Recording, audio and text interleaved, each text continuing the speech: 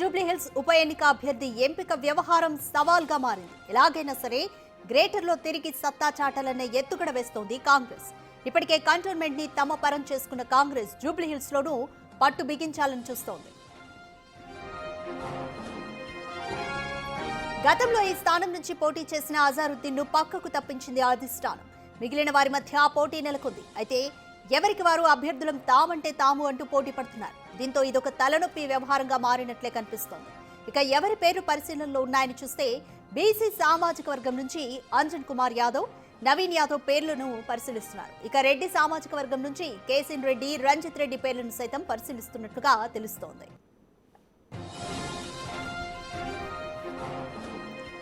ఇదంతా ఇలా ఉంటే జూబ్లీహిల్స్ కాంగ్రెస్ క్యాండిడేట్ అయితే తాను కాదంటున్నారు దానం నాగేందర్. ఎవరిని నిలబెట్టినా కూడా తాను వారి గెలుపుకి సహకరిస్తానంటున్నారు దానం. ఏం సమాచారం లేదు, మీ దగ్గర సమాచారం ఉంటే ఇవ్వండి. ఆ ఊహాగానాలకు సంబంధించి మళ్ళీ ఏదైనా ఉంటే చెప్తాను. అధిష్టానం నిర్ణయం మీద ఉంటది కాబట్టి దాని గురించి మనం మాట్లాడడం కరెక్ట్ కాదు. అధిష్టానం ఎవరికి ఇచ్చినా కూడా అది గెలిపే ఖాయంగా పనిచేసేటువంటి బాధ్యత ఉంటుంది. ఒక మరి కార్యకర్తగా అధిష్టానం నిర్ణయం తీసుకుంటుంది సరైన సమయంలో. ఎందుకంటే ఇప్పుడు ఉన్నటువంటి రాజకీయ పరిస్థితిలో మరి జూబ్లీహిల్స్ గెలవడం అనేది చాలా ఇంపార్టెంట్ కాబట్టి అధిష్టానం ఎవరికి టికెట్ ఇచ్చినా ఆ శక్తి వంచన లేకుండా కృషి చేసి అభ్యర్థిని గెలిపించడానికి మేము అన్ని రకాల ప్రయత్నం చేస్తాం.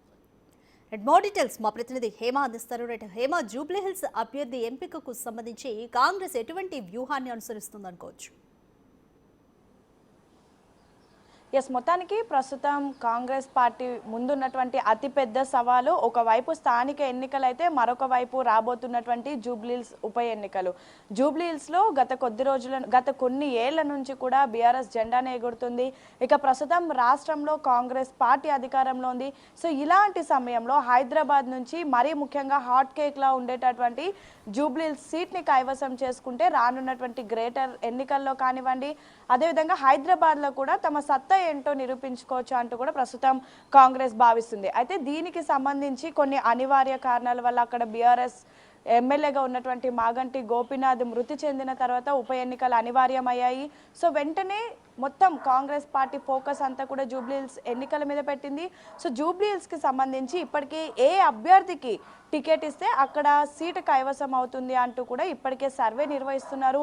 ఇందుకు సంబంధించి తుమ్మల నాగేశ్వరరావు, అదేవిధంగా గడ్డం వివేక్ వెంకటస్వామి, పొన్నం ప్రభాకర్ వీళ్ళ ముగ్గురిని కూడా అక్కడ ఇన్ఛార్జీలుగా వేయడం జరిగింది. వీళ్ళతో పాటు 19 మంది కార్పొరేషన్ చైర్మన్లను కూడా అక్కడ ఇన్ఛార్జీలుగా వేశారు. అయితే ఇప్పటికే దానికి సంబంధించి ఒక సర్వేని కూడా చేసినట్టుగా ప్రభుత్వం చెప్తుంది, పార్టీలు ఉన్నటువంటి నాయకులు కూడా చెప్తున్నారు. సర్వే ముఖ్య ఉద్దేశం ఏంటంటే ఏ అభ్యర్థికి ఇస్తే అక్కడ జెండా ఎగరేయొచ్చు అంటూ కూడా సర్వే నిర్వహిస్తున్నట్టుగా కూడా తెలుస్తుంది. అయితే ఇప్పటి వరకు చేసినటువంటి సర్వేలో అనేక పేర్లు బయటకు వస్తున్నాయి.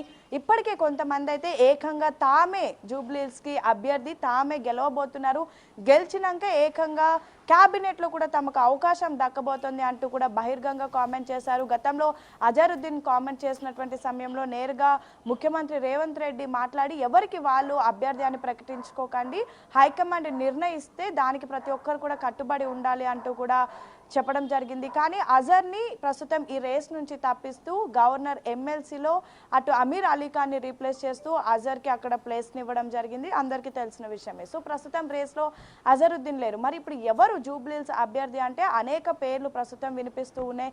అటు బీసీ సామాజిక వర్గం నుంచి యాదవ్ల నుంచి అంజన్ కుమార్ యాదవ్, నవీన్ యాదవ్ పేర్లు బలంగా వినిపిస్తున్నాయి. అంజన్ యాదవ్ అయితే ప్రస్తుతం తనకే సీట్ ఇవ్వాలని అండ్ తనకిస్తేనే అక్కడ ఖచ్చితంగా జూబ్లీహిల్స్లో గెలుస్తామని ఇప్పటికే చెప్తున్నట్టుగా కూడా తెలుస్తుంది. ఇప్పటికే అటు పెద్ద ఎత్తున తానే అభ్యర్థి అంటూ కూడా మీడియాతో మాట్లాడడం, పెద్ద ఎత్తున ప్రోగ్రామ్స్ చేయడం ఇవన్నీ కూడా చేస్తున్నారు. ఇక నవీన్ యాదవ్ కూడా సేమ్ తనకే సీట్ వస్తుందని అంటూ కూడా ఇప్పటికే పెద్ద ఎత్తున ప్రచారం చేస్తూ ఉన్నారు. కానీ గతంలో కూడా నవీన్ యాదవ్ అక్కడ సీట్ తీసుకొని ఓడిపోయినటువంటి అభ్యర్థి. సో నవీన్కి ఎందుకు ఇవ్వాలి అంటూ కూడా కొంతమంది ప్రశ్నిస్తున్నటువంటి పరిస్థితి. ఇక రెడ్డి సామాజిక వర్గం నుంచి ప్రస్తుతం సిఎన్ రెడ్డి పేరు కూడా వినిపిస్తుంది. ఆయన ప్రస్తుతం రెహమత్ నగర్కి కార్పొరేటర్గా కూడా ఉన్నారు అండ్ లోకల్గా కూడా కేవలం రెహమత్ నగర్ డివిజన్ వారికి మంచి పేరు ఉంది.